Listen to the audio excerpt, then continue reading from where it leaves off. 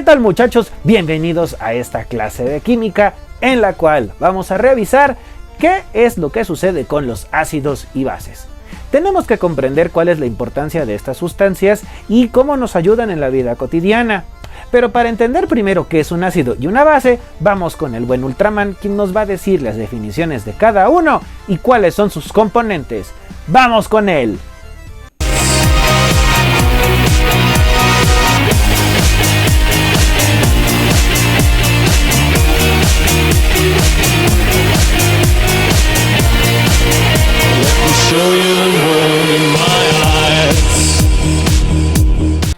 Las bases van a ser aquellas sustancias que van a disociar a los iones de oxígeno e hidrógeno, es decir, las van a separar. Asimismo, no van a reaccionar con los metales y si bien pueden llegar a conducir electricidad, también van a presentar un sabor amargo. Las bases van a ser aquellas sustancias que van a conformar la mayoría de jabones y limpiadores como nosotros los conocemos. Por otro lado, tendremos a los ácidos y estos van a poseer la característica de liberar iones de hidrógeno. Asimismo, conducen la electricidad y tienen reacción con los metales. También poseen un sabor más bien agrio, como el limón. Los ácidos son sustancias que nos van a ayudar a presentar fenómenos o bien a poder conducir electricidad mediante el fenómeno conocido como la electrólisis, que son la base para el funcionamiento de las baterías y pilas como nosotros las conocemos. Así es que estate atento a los siguientes segmentos donde se explicará más a fondo cómo se utilizan y cómo se presentan estas sustancias. Soy Ultraman y nos vemos en la próxima. Una vez que nosotros ya tenemos bien claro qué sucede con estas dos sustancias, vamos a revisar pues cuáles son los funcionamientos que estas tienen o dónde las podemos hallar. Así es que veamos el siguiente clip. Desde la antigüedad los ácidos han sido clasificadas como sustancias con sabor agrio y las bases como sustancias con sabor amargo y consistencia jabonosa. Pero a finales del siglo XIX, Arrhenius propone que un ácido es una sustancia capaz de liberar iones positivos de hidrógeno cuando se disuelve en agua y una base va a liberar iones negativos de oxígeno e hidrógeno cuando se disuelve en agua. Un ejemplo de los ácidos que encontró Arrhenius sería el ácido clorhídrico, que al disolverse en agua libera un átomo de hidrógeno. Otros ejemplos son el ácido sulfúrico, el ácido fluorhídrico, el ácido nítrico y el ácido fosfórico. Como te puedes dar cuenta, en las fórmulas químicas los ácidos siempre van a empezar con la letra H. Un ejemplo de bases de Arrhenius sería el hidróxido de sodio, que al disolverse en agua libera un ion negativo de oxígeno e hidrógeno. Otros ejemplos de bases de Arrhenius son el hidróxido de potasio, el hidróxido de magnesio y el hidróxido de aluminio, así como el hidróxido de litio. Como te puedes dar cuenta, en estas fórmulas químicas las bases van a terminar en OH. A pesar de tener gran aceptación el trabajo de Arrhenius, sus argumentos no lograban explicar el comportamiento de otras sustancias químicas, ya que no se cumplía esta regla en todas, pero en 1923 Brewster y Lowry definieron los ácidos como una sustancia capaz de donar protones y una base como una sustancia capaz de aceptar protones positivos de hidrógeno. Por ejemplo, en la siguiente reacción química tenemos ácido clorhídrico y agua. Como podemos observar, el ácido clorhídrico dona un protón al agua y el agua sería la base porque es el que recibe este protón. Otro ejemplo sería el amoníaco y el agua. El agua dona un protón, por lo tanto es el ácido, y el amoníaco aceptó este protón, por lo tanto es la base. Como podemos observar, el agua presenta una propiedad de comportarse como un ácido o una base. A esto se le llama anfoterismo. Una sustancia anfótera es aquella que puede comportarse como un ácido o una base dependiendo de la sustancia a la que se una. Ahora, si estas reacciones químicas ocurrieran al revés, ahora sería el amonio el ácido porque está donando el protón y el OH sería la base ya que está aceptando el protón, es decir, sería lo inverso a lo que teníamos en un principio. Por esta razón, Se dice que el amonio sería el ácido conjugado de la base y el OH sería la base conjugada del ácido. Lo mismo ocurre en el primer ejemplo. El H3O sería el ácido conjugado de la base y de aquí sería la base conjugada del ácido. En ese mismo año, Lewis propone una teoría mejor argumentada donde explica de mejor manera el comportamiento de los ácidos y las bases. Él nos dice que un ácido es una sustancia capaz de aceptar un par de electrones y una base es una sustancia capaz de donar un par de electrones. Por ejemplo, amoníaco y el trifluoruro de boro, como podemos observar, el nitrógeno del amoníaco tiene un par de electrones no enlazados, los cuales va a donar para formar el enlace químico. El amoníaco al donar los electrones sería la base y el trifluoruro de boro al aceptarlos sería el ácido. Estos elementos son muy interesantes de ver. Ahora observemos nuestro siguiente material. Muy bien chicos, ahora vamos a tener una invitada muy especial quien nos va a hablar acerca de la importancia de estas sustancias. Así es que vamos a enlazarnos hasta Jalapa con nuestra querida química Elizabeth, quien nos va a decir pues qué sucede con todo esto. Así es que un saludo hasta allá, querida profesora Eli. Buenos días, ¿cómo están? Me da mucho gusto saludar a los jóvenes del tercer grado grupo B de la escuela José María Vasconcelos. Hola Aníbal, buen día. Muchas gracias por la invitación, espero poderlos ayudar con este tema tan interesante. Muchísimas gracias por acompañarnos aquí y bueno, necesitamos que nos pueda ayudar con ciertas preguntas y dudas que tenemos. Primero que nada, ¿qué es un ácido y una base? En la definición de usted como química farmacobióloga. Los ácidos son sustancias o soluciones que pueden liberar iones hidrógeno. Y en el caso de las bases, son soluciones que pueden liberar iones hidroxilos oxidrilos, OH negativo. Esto es en solución acuosa. Estas soluciones ambas son opuestas, tienen características opuestas entre sí, pero se pueden encontrar en la naturaleza en forma líquida, sólida y gaseosa. Y pues es un tema muy interesante porque son sustancias muy importantes dentro de nuestra vida cotidiana e industrial. Muy interesante. ¿Y cómo es que se pueden diferenciar? Bien, existen varios métodos para diferenciarlos. Podemos nosotros utilizar algunos indicadores que son artificiales. En este caso, dependiendo del pH de la solución, el pH es una manera de medir qué tan ácido y qué tan básica es una solución. Cuando son indicadores artificiales, tenemos algunos ejemplos como la fenoftaleína, azul de metileno, azul de bromotimol, naranja de metilo, pero tú vas a seleccionar ese indicador de acuerdo a un rango de pH de cada solución. En este caso, las reacciones con los indicadores artificiales son colorimétricas. Es algo increíble, porque cuando tú agregas unas gotas de ese indicador en una solución ácida o básica, te va a dar un determinado color, una determinada tonalidad, y va a haber un rango, una escala en donde tú puedes ver el color y determinar entonces qué pH tiene. También existen aparatos. Tenemos el potenciómetro, es un aparato el cual tiene un electrodo que vas a introducir en tu solución. Introduces el electrodo a la solución y entonces va a transformar la señal a una cantidad. Tenemos una pantalla y ahí nos va a decir el pH que va a tener. Para este potenciómetro, bueno, hay que estarlo calibrando. Se utilizan soluciones buffer, tanto básicas, ácidas como neutras. Y bueno, podemos también, que es lo que vamos a ver más al rato, muy interesante, nosotros crear lo que son indicadores naturales. Estos indicadores naturales se pueden hacer con pues la col morada, la jamaica, a veces hasta con algunos pétalos de flores que nos dan un color claro, dependiendo del tipo de, pues digamos, del vegetal o de lo que se vaya a utilizar, va a ser la efectividad. Hasta ahorita creo que el que más resultados ha dado es la col morada. Esas son las formas en que podemos identificarlos. Y último, tenemos lo que se conoce como el papel pH y papel tornasol. El papel pHímetro o pH son algunas tiras reactivas que tienen cuadritos de muchos colores. Y dentro de esto, en la caja trae una escala con la que podemos medir los cambios de colores.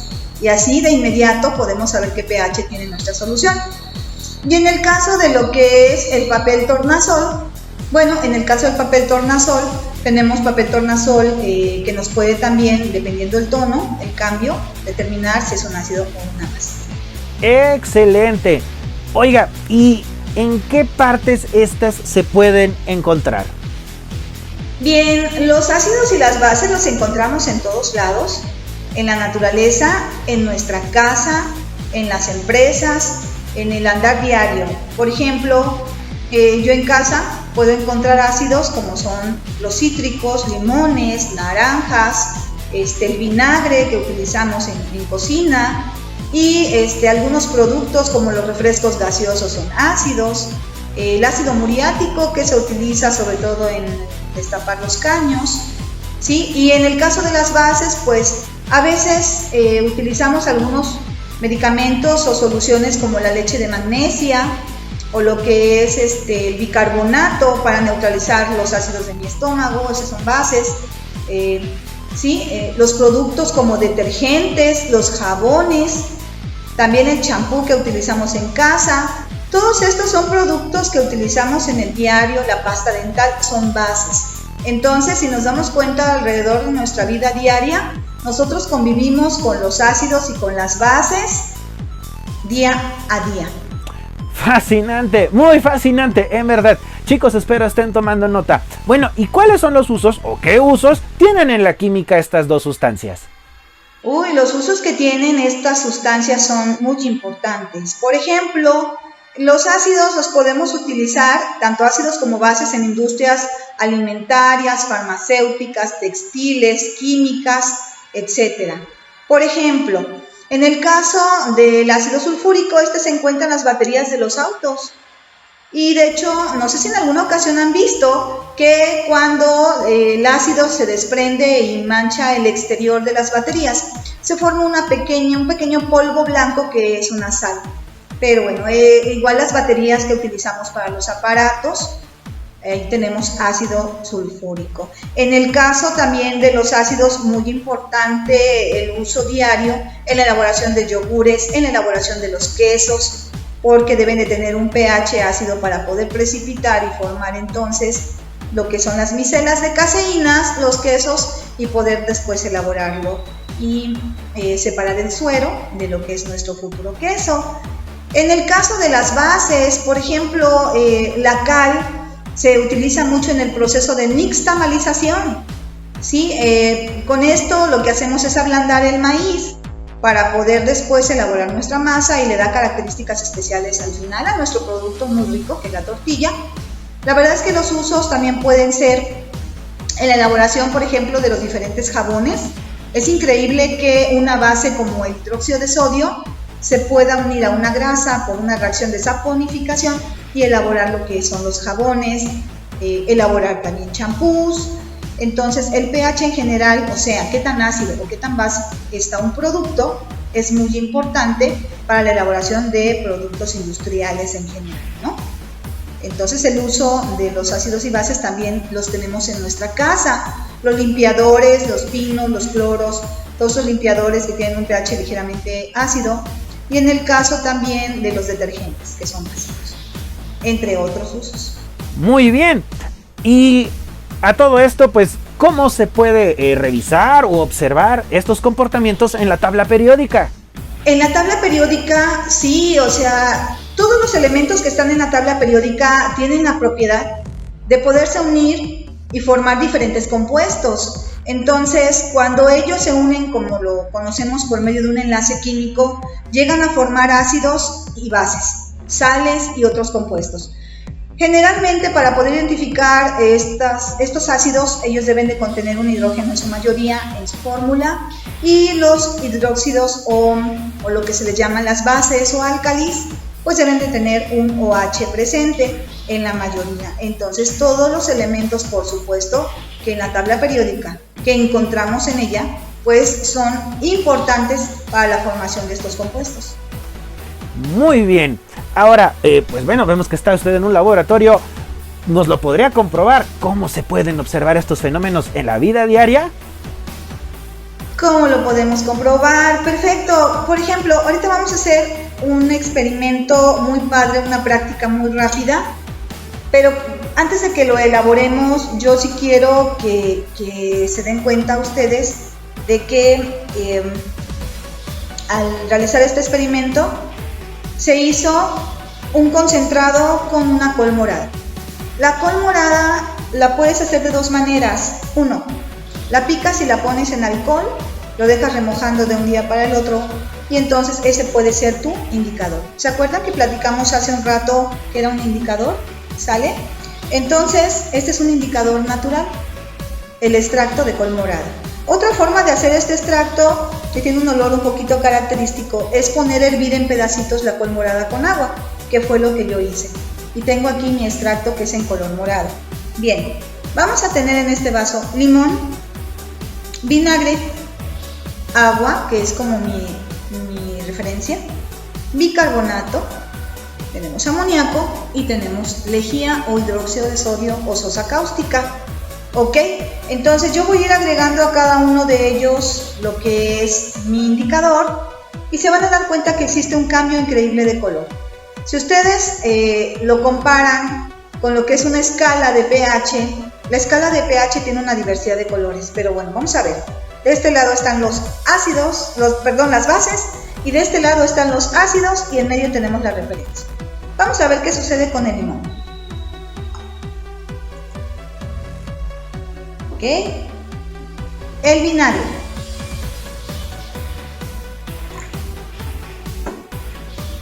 Nuestra agua. El bicarbonato. Qué bonito color. ¿Se dan cuenta? Se los voy a ir acercando al frente para que vean las tonalidades que se van formando. El amoníaco.